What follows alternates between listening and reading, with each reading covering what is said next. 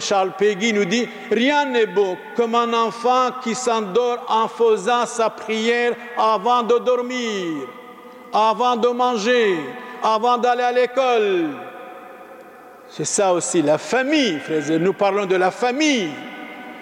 La première famille humaine a été créée par Dieu. Adam et Ève, Caïn et Abel. Alors beaucoup de gens m'ont posé la question, mais alors, Caïn et Abel, est-ce qu'ils n'avaient pas des sœurs, des femmes, des sœurs? Selon les pères de l'Église, il dit que Caïn avait une sœur s'appelait Climia.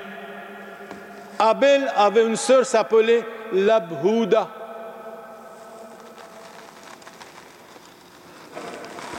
Il est écrit, le Seigneur est loué dans les familles où règne la justice. La justice non seulement dans la famille, mais partout. La foi, l'ordre, l'innocence. Donc, dans une famille, la justice, la foi, l'ordre, l'innocence, la discipline, la foi. Mais si vous supprimez la foi, le danger est là. Toute harmonie, toute beauté, tout ordre vient de Dieu, dit saint Augustin. Il a raison. Rien ne se fait avec ordre quand on agit avec précipitation, quand on agit à la hâte. C'est tellement beau, frères et sœurs, quand on vient à la Sainte Messe, quand nous avons tout le temps devant nous, ce n'est pas tous les jours, une fois par semaine. Et je dis toujours, si quelqu'un ne veut pas rester, la porte est là, vous pouvez partir. Mais non, vous ressemblez à la parabole de l'Évangile. Quand vous avez trouvé une perle, vous la mettez dans votre main, vous ne pouvez pas l'abandonner.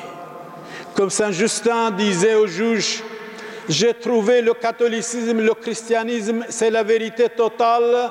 Même si vous coupez ma main, je ne peux pas abandonner la vérité. La famille de Dieu. Nous parlons aujourd'hui de la famille, c'est la Sainte Famille. Faisons l'homme à notre image, selon notre ressemblance, l'image de Dieu, la bonté de Dieu, la tolérance de Dieu, la douceur de Dieu, la miséricorde de Dieu. C'est ça aussi l'homme, l'être humain, c'est ça aussi l'image de Dieu. Ainsi donc, vous n'êtes plus des étrangers, ni des gens de passage. Selon saint Paul, vous êtes des concitoyens et des saints membres de la famille de Dieu. Un écrivain français, André Gide, disait « Famille, je vous hais ».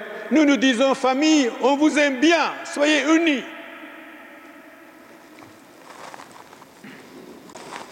Alors, Pentateuque, c'est-à-dire 5 livres de Moïse, il y a la Genèse, l'Exode, les Nombres, les Lévites.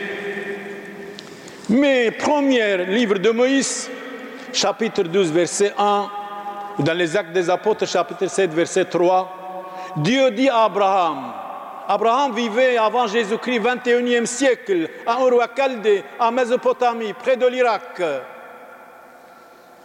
Les Chaldéens, les Assyriens, les Araméens, les chrétiens de l'Église primitive étaient là, Ur wa Chaldée, Mésopotamie, Irak actuel, Babylone. Voilà, maintenant sont persécutés par les musulmans, y compris dans leurs églises même. Mais ces chrétiens étaient avant l'islam, 7 siècles, vivaient dans ces pays-là. L'islam s'installe et chasse les autres. Ça va arriver en Europe. Je suis sûr, certain, convaincu. Hier, je vous ai révélé quelque chose. Je n'ai pas dit tout, même aujourd'hui, je ne dirai pas.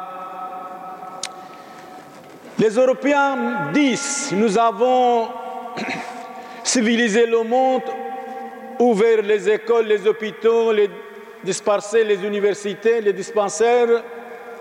On a ouvert les yeux du monde, on a civilisé le monde, et c'est vrai. Les hôpitaux, les hôtels Dieu, les universités. Et maintenant, nous voulons maintenant que les autres nous dominent, nous gouvernent. Et ça va arriver. Ça va arriver. Les Européens, ils se méprisent eux-mêmes. Il y a autoflagellation, autodémolition contre eux-mêmes. C'est stupéfiant. On n'a jamais vu ça. Ça n'existe nulle part dans le monde. C'est voulu, c'est préparé minutieusement. Mais ça va arriver. Les autres ne sont pas pressés pour dominer les Européens, soyez certains. Il y a le temps pour tout. Voilà ce qu'Abraham dit. Dieu lui dit, quitte ton pays et ta famille, parce que le pays est corrompu, la famille est corrompue, la famille est idolâtre, la famille refuse Dieu, quitte cette famille. Nous disons à la jeunesse, ne quittez pas votre famille. Respectez votre famille. Donnez un bon exemple à votre famille. Aimez votre famille si elle est raisonnable. Sinon, supportez-la. La famille rappelle, nourrit, aime, donne l'héritage, réprimande, soutient. Père aimé, rappelez-vous, dit Saint Jérôme, vous êtes responsable de l'éducation de vos enfants. Il faut honorer sa famille comme obéir à Dieu. C'est normal, ce n'est pas tous les jours, on parle de la famille, et c'est la famille qui est la base de toute la société dès le commencement du monde. Il faut honorer sa famille comme obéir à Dieu, mais alors vous allez dire si la famille est mauvaise, que faire? C'est ça le dilemme. Supportez-la, éduquez-la, ou bien alors chacun chez soi.